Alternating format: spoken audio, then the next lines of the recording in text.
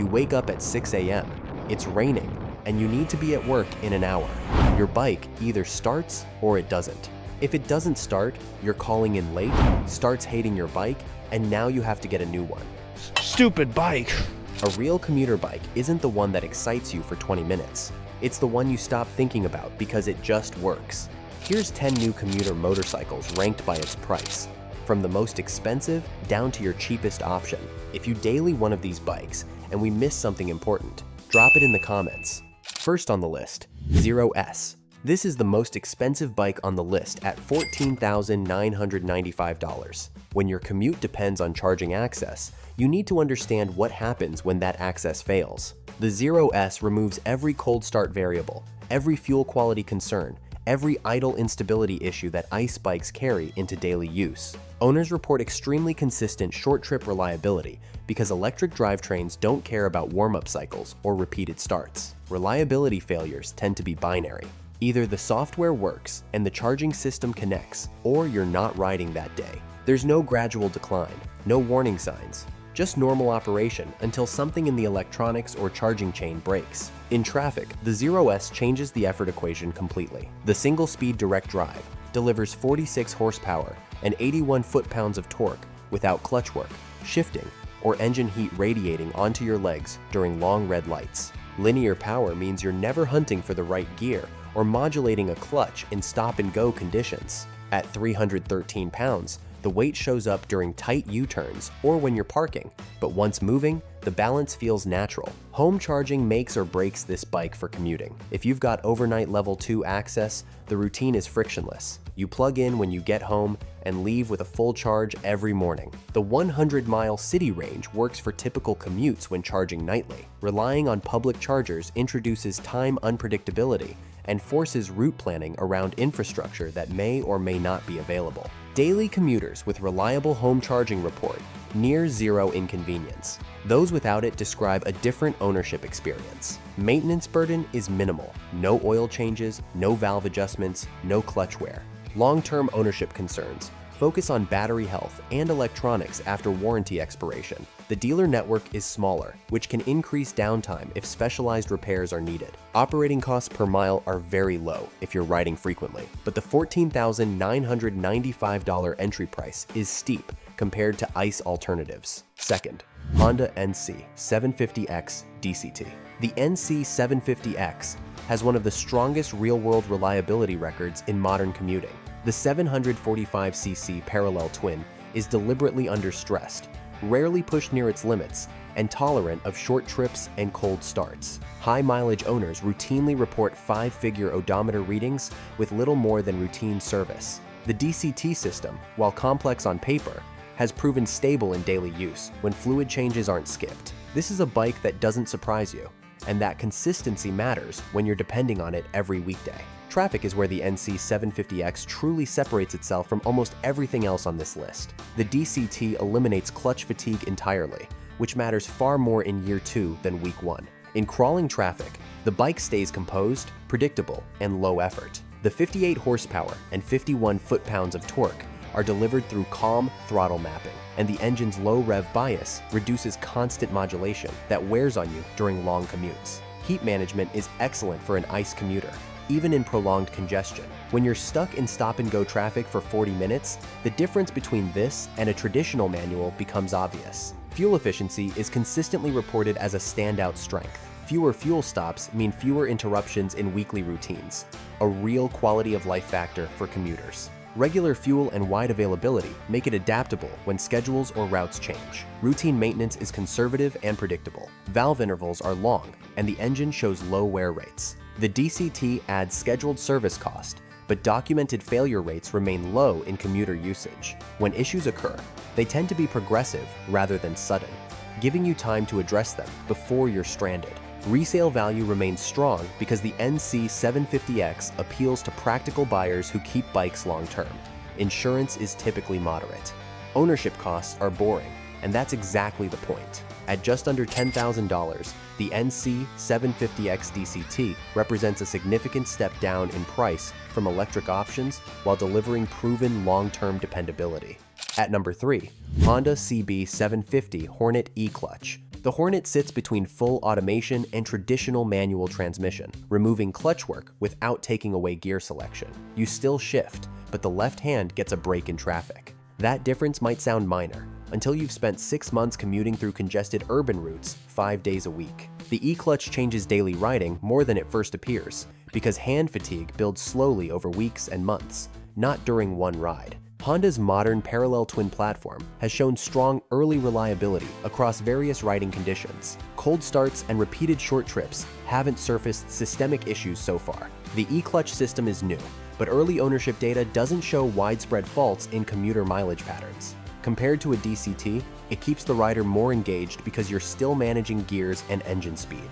Compared to a traditional manual, it's noticeably less tiring in stop-and-go conditions. Heat management is decent, though prolonged congestion is more noticeable than on the NC750X. The engine runs warmer under sustained low-speed operation, which isn't a failure point, but does affect comfort during summer commutes in warmer climates. Fueling is straightforward and flexible. Range is acceptable for typical daily commuting, though not class-leading. It fits normal routines without forcing planning, but it doesn't actively reduce fuel stops either. Standard Honda maintenance applies with predictable intervals. The e-clutch removes clutch wear as a consumable, which may reduce long-term service costs. The trade-off is added electronic complexity, and long-term durability data is still developing. If the system fails, manual override capability limits total failure risk. But you're still relying on electronics that haven't been proven across hundreds of thousands of miles yet.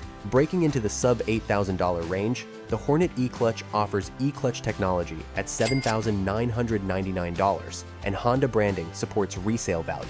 Insurance can trend higher than purely practical commuters due to performance classification. Strong mid-range tuning lowers shift frequency, and conventional upright ergonomics keep it adaptable to different rider sizes and commuting conditions. Fourth on the list, Honda Rebel 500. The Rebel 500 has one of the strongest reliability records in this list. Cold starts, short trips, and repeated daily use rarely cause issues. Owners consistently describe it as uneventful, which is ideal for commuting. The 471cc parallel twin delivers 46 horsepower and 31 foot-pounds through a 6-speed manual that tolerates low-speed operation without complaint. This isn't a bike that demands perfect technique or punishes you for riding it hard in traffic. Traffic handling benefits directly from the 27.2-inch seat height. When you're filtering through congestion or managing a stop on uneven pavement, that lower center of gravity improves confidence in ways that matter daily. At 408 pounds, the Rebel feels planted without being heavy. Clutch effort is light enough that your hand doesn't fatigue, even after an hour in stop-and-go conditions, and the throttle response is predictable enough that you're not fighting the bike when traffic flow changes suddenly. Heat output is minimal even during summer commutes in dense urban environments. Fuel economy is solid, though the smaller tank means more frequent stops than some competitors. Still, it fits easily into normal commuting routines without requiring careful route planning. Maintenance is simple and inexpensive compared to more complex bikes. There are no known chronic issues that plague long-term ownership, and service access is straightforward enough that basic work doesn't require specialized tools or dealer visits. Parts availability is excellent worldwide. Resale value stays strong because the Rebel appeals to practical buyers who value reliability. Insurance costs remain low, and there are minimal surprise expenses that can derail ownership. This bike is often kept long-term, which stabilizes demand and supports resale values. At $6,799, the Rebel 500 sits comfortably in the mid-range commuter pricing bracket, offering proven Honda reliability without premium costs. When reliability matters more than performance specs, the Rebel 500 delivers exactly what commuters need without adding complexity that can fail later. Now we have the KTM 390 Duke. The 390 Duke has improved significantly compared to early generations, but real-world ownership still shows more variability than Japanese bikes on this list. Most owners report reliable daily starts, but occasional sensor errors or warning lights are more common, especially in humid or high-heat environments, where electronics can be temperamental. This isn't catastrophic failure territory, but it's friction you don't get with a Rebel or MT-03. When you're depending on a bike for daily transportation, those occasional warnings add stress, even when they don't actually strand you on the roadside. Traffic is where the 390 Duke shines, and makes up for its occasional quirks. At 366 pounds, It's one of the lightest bikes here, and you feel that advantage immediately in urban environments where weight matters. Tight steering geometry and responsive throttle make it effortless to navigate congestion and exploit gaps that heavier bikes can't touch. The 373cc single-cylinder delivers 44 horsepower and 27 foot-pounds of torque, with enough punch to accelerate out of tight situations. Clutch action is light, and heat management is acceptable for most commuting, though prolonged stop-and-go riding can raise engine temperatures faster than larger, under-stressed motors, dropping below $6,500 at $6,499. The 390 Duke offers lightweight agility at an attractive entry price, though that comes with trade-offs. Maintenance intervals are shorter than Japanese competitors, and ownership data shows higher sensitivity to skipped services.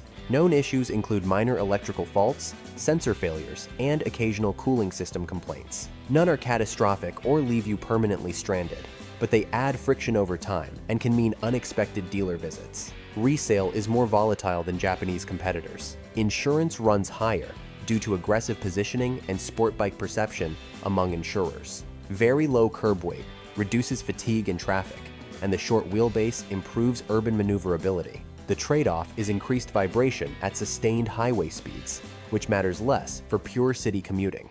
Coming in at number 6, Kawasaki Z500 ABS. Kawasaki's new 451cc platform has shown strong start reliability and consistent behavior in daily use, so far without any major issues reported. Early ownership reports indicate predictable operation with minimal cold start quirks or warm-up requirements that complicate morning routines. The parallel twin delivers 51 horsepower and 31 foot-pounds of torque through a 6-speed manual, providing enough mid-range punch for commuting without feeling overly aggressive or demanding constant attention to gear selection. At $6,399, the Z500 ABS undercuts most competitors in the small displacement category while offering accessible insurance and predictable long-term ownership costs. That won't surprise you. That pricing positions it as one of the better value propositions in this segment, especially when you factor in Kawasaki's dealer network, supporting stable resale values when it's time to move up to something larger.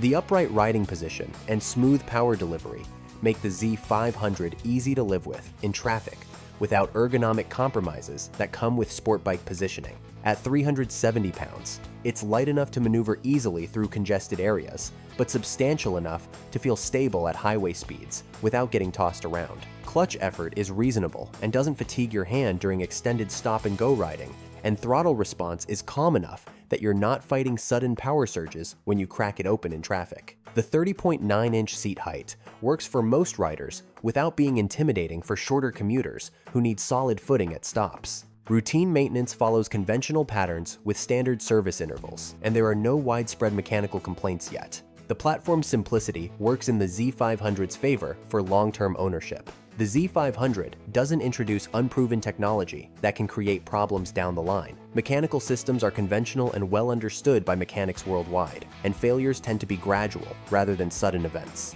For commuters who want straightforward reliability without paying premium pricing, the Z500 delivers predictable performance. 7th, Triumph Speed 400. The most consistently documented early owner reliability complaint has been intermittent stalling at or near idle, especially during clutch-in and low-speed transitions. Multiple owner communities and ownership posts discuss it and describe improvement after ECU updates. There are also owner-reported electrical, instrument, and dash issues that appear intermittently for some riders, sometimes discussed in relation to environmental factors. This isn't universal, but it's documented friction that matters for daily commuters who can't afford unpredictable behavior. In dense commuting, the Speed 400's light controls and manageable size work well, but real riders have flagged ride behavior over broken pavement as a meaningful commuter factor. The 398cc single-cylinder delivers 40 horsepower and 27 foot-pounds of torque, which is adequate for city riding, but not impressive on paper. At 375 pounds, it's light enough to maneuver easily through traffic. Low-speed usability is generally strong, but the earlier stalling behavior shows up specifically at near-idle moments, which is exactly when you need predictability in stop-and-go traffic.